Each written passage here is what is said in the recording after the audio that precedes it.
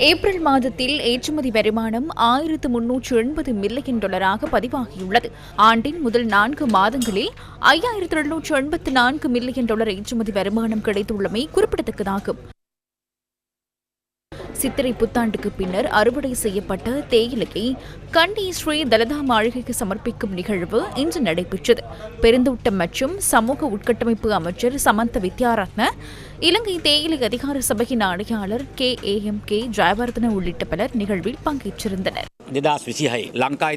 இலங்கையின் வரலாற்றில் முதல் முறையாக 2026ஆம் ஆண்டில் இந்த முதல் 4 மாதங்களில் எமது நாடு அதிகபட்ச ஏற்றுமதி வருமானத்தை ஈட்டியுள்ளது. அந்த ஏற்றுமதி வருமானத்தில் $450.58 மில்லியன் என்ற குறிப்பிடத்தக்க அளவிலான தேயிலை ஏற்றுமதி வருமானத்தையும் நாம் எட்டியுள்ளோம்.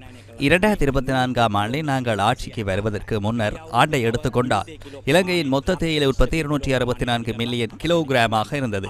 2030ஆம் ஆண்டுக்குள் இந்த தொழிற்துறையை எங்கள் காலத்திலேயே உயர்நிலைக்கு கொண்டு வர நாங்கள் எதிர்பார்க்கின்றோம். அதாவது 2030ஆம் ஆண்டுக்குள் பதப்படுத்தப்பட்ட தேயிலையின் அளவை 400 மில்லியன் கிலோகிராமாக உயர்த்துவதே எங்கள் இலக்காகும். இன்னும் சில மாதங்களில் 500 சிலோன் டீ கிராம திட்டத்தை ஆரம்பிக்க நாங்கள் தயாராகி வருகின்றோம். எனவே இனிவரும் காலங்களில் இந்த தொழிலை பாதுகாக்கவும் மேம்படுத்தவும் நாங்கள் தயாராக இருக்கின்றோம்.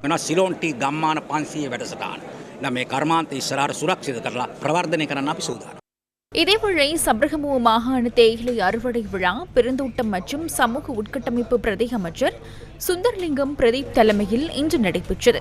சப்ரகமுவ மகாசமன் தேவாலயத்தில் இந்த நிகழ்வு இடம்பெற்றது. இந்த நிகழ்வின் இலங்கை தேயிலை சபையின் தலைமை பணிப்பாளர் லீலநாத் விக்ரமாராட்சி உள்ளிட்ட பலர் கலந்து கொண்டிருந்தனர்.